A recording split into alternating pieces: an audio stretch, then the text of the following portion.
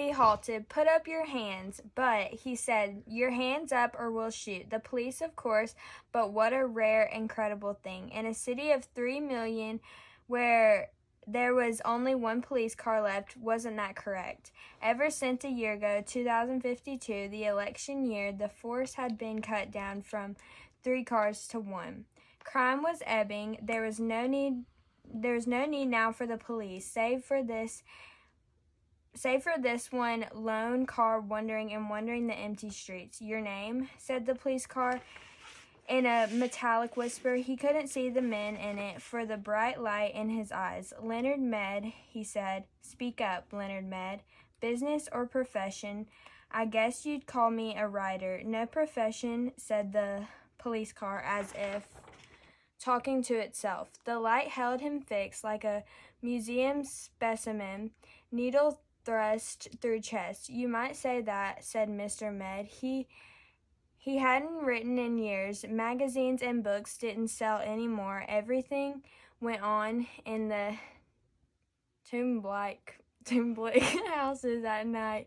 Now, he thought, continuing his fancy, the tombs ill-lit by television light, where the people sat like the dead, the gray or multicolored lights touching their faces, but never really touching them. "No profession," said the phonograph voice, hissing. "What are you doing out?" "Walking," said Leonard Med. "Walking." "Just walking," he said simply, but his face felt cold. "Walking, just walking?"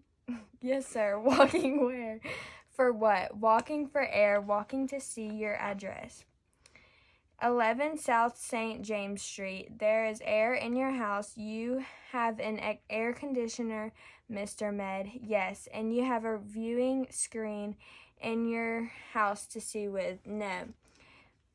"No." There was a crackling quiet that in itself was an accusation. "Are you married, Mr. Med?" "No, not married," said the police voice behind the fiery beam.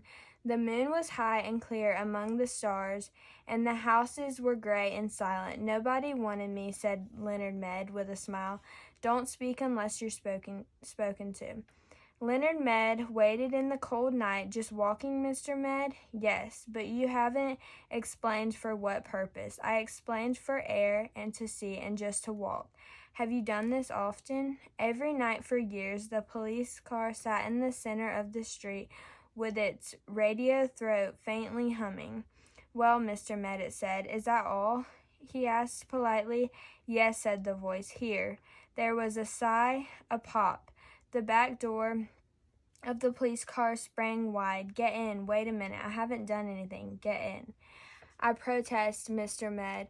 He walked like a man suddenly drunk. As he passed the front window of the car, he looked in. As he had expected, there was no one in the front seat, no one in the car at all. "Get in." He put his hand to the door and peered into the back seat, which was a little cell, a little black cell with bars. It smelled of riveted steel. He smelled of harsh antiseptic. It smelled too clean and hard and metallic.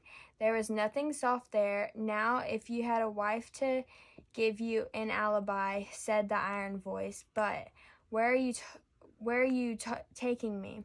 The car hesitated, or rather gave a faint wiring click, as if information somewhere was dropping card by punch-slotted card under electric eyes. "To the Psychiatric Center for Research on Regressive Tendencies." He got in. The door shut with a soft thud.